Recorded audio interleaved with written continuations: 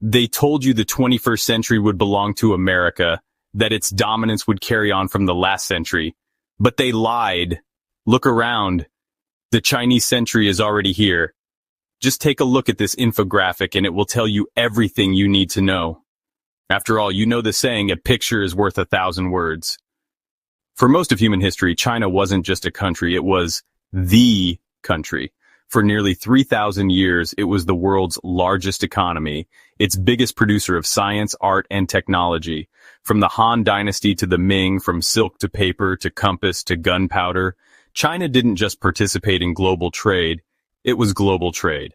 Every merchant eyed the vast cities of China as it meant wealth and riches when they sold their products back home. Then came the so-called Century of Humiliation, when European colonial powers carved up its markets, Britain forced opium down its throat, and Japan brutally invaded. It ended after the communists drove out the nationalists and proclaimed the People's Republic of China in 1949, a new country forged from the bloody flames of World War II and the Civil War. It vowed never to be humiliated or broken apart again, and embarked on a journey that would change not just the country, but the entire world in generations to come. Fast forward to today, and the result of this journey is crystal clear. The tables have turned, China is no longer catching up, it's pulling ahead. In 1980, China's GDP was smaller than Italy's. Today, it's the second largest economy on Earth, and on a purchasing power basis, it's already number one by far. Think about that. In just 4 decades, China lifted 800 million people out of poverty. That's not a typo. 800 million. No country in history has done that, and the only country with a comparable population, India, is struggling to pull even half that amount out of poverty. Keep in mind that 80% of Indians live on less than $6 per day. So back to China, how did it happen? Was it luck? Was it copying the West? Not even close. This is what happens when a civilization with 5,000 years of history stops being lectured by colonial powers and starts playing to its strengths. This is what happens when a country says no to endless political games, partisan bickering, and gridlocked governments, and instead focuses on results. China's one-party system has been called many names in the West. But here's the reality. While democracies are busy campaigning every 2 or 4 years, China is planning 50 years ahead. And that's not an exaggeration. No constant elections. No leaders pandering to populist crowds. No chaos every time the political winds shift. Just a clear, focused vision. And the results speak for themselves. China dominates manufacturing so completely that it's called the world's factory. From your smartphone to your solar panels, chances are they were made in China, or with Chinese components. The West outsourced its factories. China kept them and upgraded. Today, it produces more steel than the next 10 countries combined. It builds more electric cars than the rest of the world put together. In fact, it produces over 30% of the world's goods, which is insane when you think about it. It is rightfully called the world's factory. Speaking of electric vehicles, have you heard of BYD? It's now outselling Tesla in global EV sales. 10 years ago, no one took Chinese car makers seriously. They laughed at them and called them cheap garbage knockoffs that blow up every few miles. Today, they're setting the standards for affordability and innovation, rolling out batteries that last longer, charge faster, and cost less than their Western competitors. And then there's renewables. China isn't just building solar panels, it's building the future. It manufactures 80% of the world's solar panels, 70% of its wind turbines, and over 70% of lithium-ion batteries. If there's going to be a green energy revolution, it's being engineered in Shenzhen and Shanghai, not Silicon Valley. It's ironic when you think about it. The West loves boasting about how good it is to tackle climate change and fossil fuel usage, yet it's China who is smashing the renewable targets. But let's not stop there.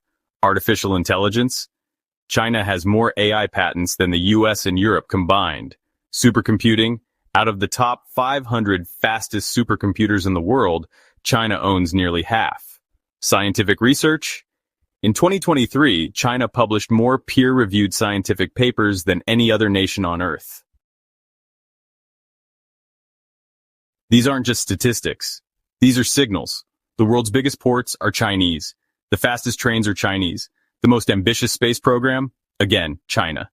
In 2021, China built its own space station while the US was still bickering in Congress about NASA budgets.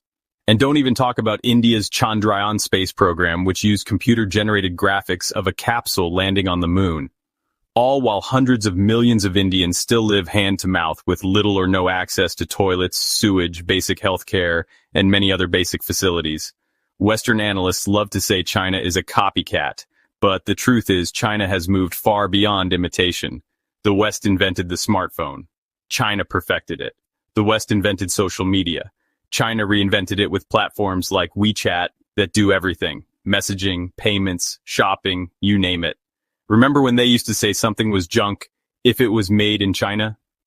Yeah, I remember, boy, how wrong they were. Now let's talk governance. In the US, Congress can't agree on fixing bridges. In India, Parliament is paralyzed with shouting matches.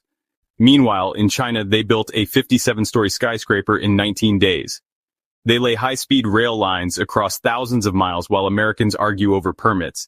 See, in China, the government owns all land and technically leases it out to people and corporations. There's no land-hoarding billionaires that build skyscrapers next to slums like there are in India. But is it perfect? No, of course not. No system is. But ask yourself this. If democracy is so efficient, why can't the richest democracies fix their own problems? Why is America's infrastructure crumbling? Why is Europe struggling to keep its economies competitive? It's almost as if these nations could only flourish under times of war and exploitation, such as colonization during the 19th century. China doesn't have time for endless debates. It doesn't have to cater to lobbyists or swing states. It doesn't get hijacked by populists promising the moon. It doesn't expand and conquer countries half the world away. It simply gets things done, and people notice. In 1990, barely anyone outside China studied Mandarin. Today, Confucius Institutes are popping up worldwide. Chinese universities are climbing global rankings. Chinese movies, music, and culture are finding global audiences. Trade. China is the largest trading partner for over 120 countries. The Belt and Road Initiative is literally redrawing the map, building ports, railways, and power plants from Africa to Europe to Southeast Asia. Even in tech sanctions, the West tried to kneecap Huawei, and yet Huawei is still alive, and even making breakthroughs in 5G and semiconductors. So where does all this lead? It leads to a world where the US is no longer the sole superpower.